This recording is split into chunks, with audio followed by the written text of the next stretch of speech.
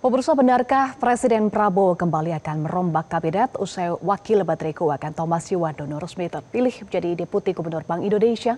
Kita membahasnya bersama dengan Ketua DPP Partai Golkar Ali Muchtar Ngabalin dan Guru Besar Ilmu Politik UIN Jakarta sekaligus Direktur Eksekutif Indikator Politik Profesor Burhanuddin Muhtadi. Selamat malam Pak Ngabalin dan Mas Burhan.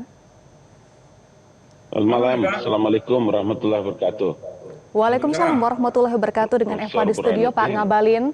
Reshuffle adalah hak prerogatif Presiden. Terbaru pergeseran Thomas Yuwandono dari Wakil Menteri Keuangan ke Deputi BI. Apakah menurut Golkar perlu diikuti dengan evaluasi Kabinet Merah Putih secara menyeluruh dalam bentuk reshuffle? Ya, baru saja kami, Eva, baru saja di DPP ini ada rapat DPP Partai Golkar bersama-sama dengan koalisi pemilu, ada Perludem dan beberapa koalisi yang lain, koalisi masyarakat sipil. Memang di luar kita dengar seperti itu, tetapi sampai dengan hari ini di DPP Golkar sendiri, kami tidak pernah mendapatkan informasi itu dan terus saja bagi Golkar saya kira ini hal yang biasa saja dan kalau nanti itu menjadi keputusan Bapak Presiden, tentu saja bahwa apa yang menjadi keputusan Bapak Presiden itu menjadi bagian yang harus kita jaga, kita kawal dan kita terus perjuangkan apa yang diputuskan oleh Presiden Prabowo Subianto. Begitu. Apa yang didengar oleh Golkar, Pak Ngabalin, apakah Golkar aman dari reshuffle? Ya, tadi juga DPP Golkar juga ya, kami berusaha untuk bisa mengkomunikasikan berbagai informasi yang seperti Eva tanyakan, ya Metro TV tanyakan kepada Mas Prasetyo Hadi, ya di Seknek, Mas Juri juga. Tapi lagi-lagi saya ingin harus mengatakan bahwa desas-desus terkait dengan reshuffle kabinet ini sama sekali belum ada informasi yang valid atau positif dari Istana Negara. Jadi kami juga bagi Partai Golkar ini adalah hak yang tidak bisa diganggu-gugat, menjadi hak prerogatif yang dimiliki oleh Bapak Presiden dan sebagai partai pendukung pemerintah, pendukung Prabowo Subianto dan Mas Gibran, tentu apapun yang diputuskan oleh Presiden Prabowo Subianto, itulah yang menjadi keputusan kami dan harus kami kawal berdasarkan arah dan perintah dari Ketua Umum Pak Bahlil Lahadalia. Gitu Mbak Eva. Baik, soal momentum Mas Burhan, pergeseran Thomas Yuwandono apakah bisa dipandang sebagai indikasi awal Presiden akan kembali bereshuffle anggota kabinet?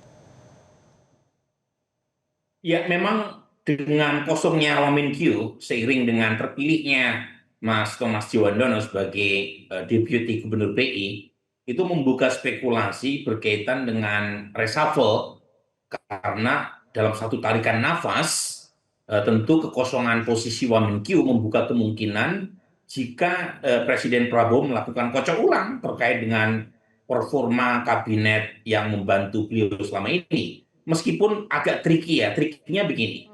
Presiden Prabowo sudah melakukan reshuffle 4 kali dalam waktu setahun terakhir. Artinya untuk ukuran frekuensi reshuffle sudah sangat sering. Tapi saat yang sama, Eva, kita tidak bisa menolak realitas sekaligus data-data objektif, terutama untuk pos-pos Kementerian Bidang Ekonomi masih banyak gap. Jadi dari survei yang saya lakukan bulan Oktober 2025, itu ada gap antara kinerja presiden yang masih cukup positif, 77% approval rating, dengan pertanyaan mengenai approval rating per bidang. Jadi kita punya pertanyaan-pertanyaan spesifik, terutama di bidang ekonomi, khususnya lagi berkaitan dengan masalah pemberantasan kemiskinan, penciptaan lapangan pekerjaan, itu approval ratingnya di bawah 50%. Jadi memang ada gap antara kinerja kementerian dengan approval rating presiden. Jadi kalau misalnya momentum kekosongan Wamenkyu ini bisa dipakai untuk kocok ulang kabinet, bisa saja ada dua kemungkinan. Satu, kalau itu berhubungan dengan kinerja menteri-menteri bidang ekonomi. Yang kedua adalah kalau terjadi terutama ini konstelasi di internal partai koalisi, Eva.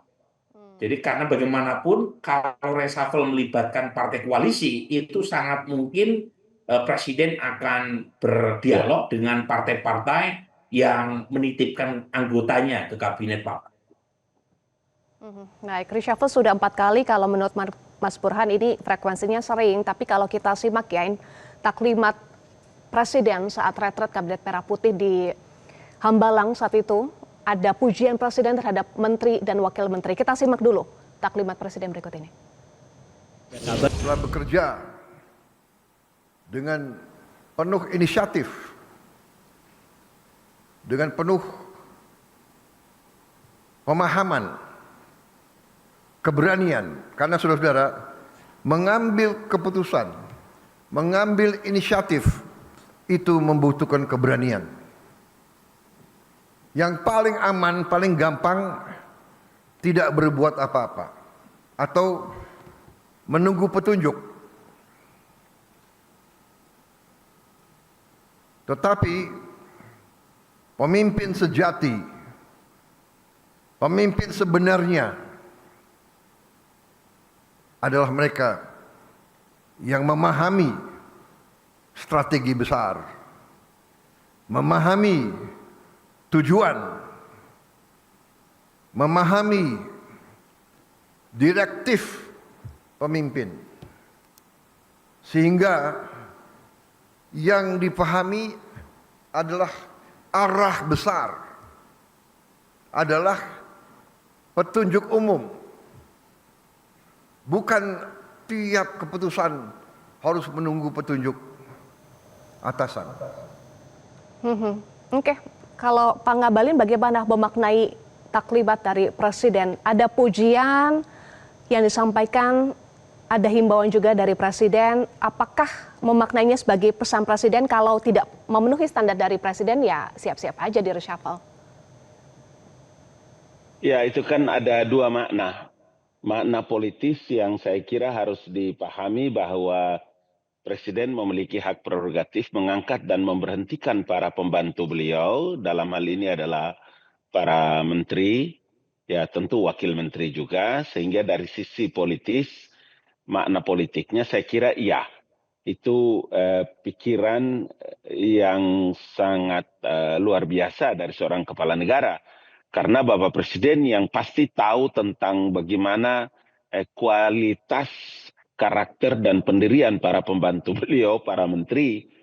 Tapi makna yang kedua yang saya harus ingin menyampaikan kepada Mbak Eva dan teman-teman di ruang publik, di para penonton, bahwa sebagai seorang pemimpin, sebagai seorang kepala negara, tentu Presiden harus memberikan motivasi kuat terhadap para pembantunya, para bawahannya, bahwa kerja yang nyata itu adalah melayani masyarakat, dan kehadiran beliau-beliau adalah untuk dan atas nama Presiden dalam seluruh tugas-tugas yang diberikan oleh Presiden sebagai kepala negara dan kepala pemerintahan. Jadi saya ingin mengatakan bahwa disinilah warna yang kita lihat, warna yang kita tahu dari karakter seorang Presiden Prabowo Subianto. Gitu Mbak Eva.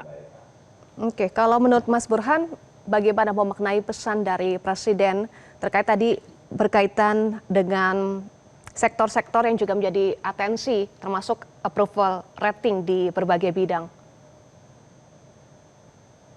Iya, jadi itu rapat di depan anggota kabinet, ya, saat yang sama juga ditayangkan ke publik, artinya ada diskon di situ.